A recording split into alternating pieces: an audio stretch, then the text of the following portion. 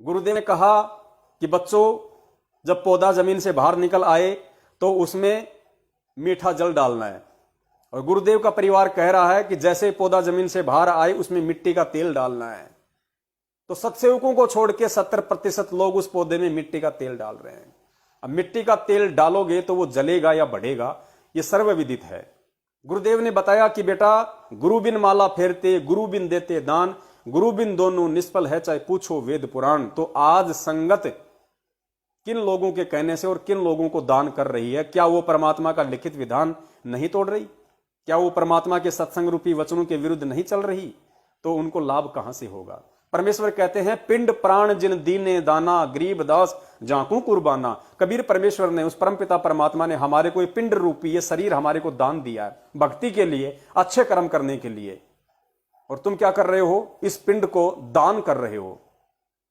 इस पिंड को जो परमेश्वर का है, जिसके ऊपर परमेश्वर का हुक्म है, परमेश्वर का आदेश है, परमेश्वर का अधिकार है, इस पिंड को तुम काल एजेंटों के कहने से हॉस्पिटलों में जा जाके और तुम फॉर्म लिख के दान कर रहे हो। जिस दिन तुमने इस पिंड को दान कर दिया उस फॉर्म में, उसी दिन ये पिंड काल भगवान का हो चुका। अब वो जब चाहे तुम्हारे प्राण निकाल देगा, क्योंकि तुमने लिखित रूप में उस पिंड को, इस शरीर को उस हॉस्पिटल के निमित्त दान कर दिया। वो जब चाहे तुम्हारे प्राण निकाल देगा, क्योंकि अब तुम काल की फरद में जा चुके हो।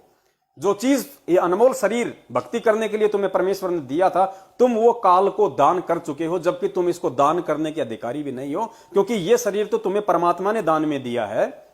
संध्या आरती में रोज पढ़ते हो कि पिंड प्राण जिन दीने दाना और गरीब दास जाकू कुर्बाना। उस परमात्मा पे मैं कुर्बान हो जाऊं जिसने मुझे भक्ति करने के लिए ये पिंड दान में दिया, ये मानव शरीर मुझे दिया, और उसको तुम फॉर्म लिख लिख के हॉस्पिटलों को दान कर रहे हो।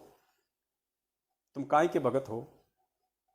कल को तुम मर जाओगे, तुम्हारी वो किडनी, तुम्हारा लीवर, तुम्हारे फेफड़े, तुम्हारी आंखें उन व्यक्तियों को चढ़ाई जाएगी। दो व्यक्ति तुम्हारी किडनी का 1 करोड़ रुपया हॉस्पिटल में देगा।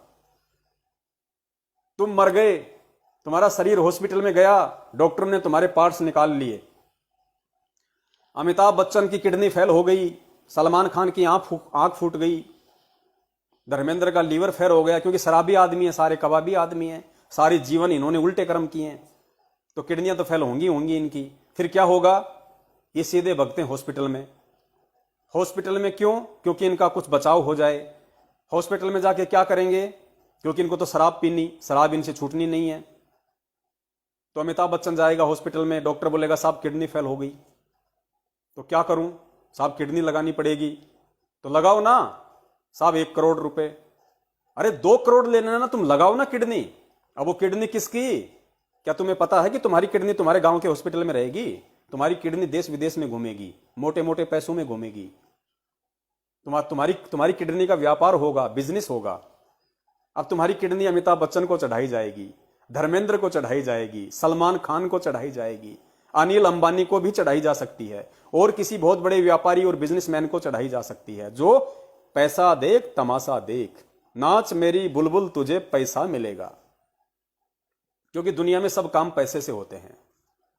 अब एक भगत की किडनी उस शराबी और कबाबी व्यक्ति को चढ़ा दी गई, उसके बाद वो क्या करेगा? जम के शराब पिएगा कि किडनी नहीं चढ़ा ली, कोई टेंशन नहीं। अब वो किडनी अगर 50 साल में खराब हुई है तो 10 साल तो ये भी चलेगी। अब तुम्हारी किडनी, तुम्हारा वो दान उस आदमी को कुकर्म करने के लिए प्रेरित कर रहा है। तुम्हारे किए हुए उस किडनी के दान से वो व्यक्ति शराब पी रहा है, वो व्यक्ति मांस खाएगा क्योंकि वो जिंदा है, वरना वो मर जाता। लेकिन तुम्हारी किडनी ने उसको जीवित कर दिया।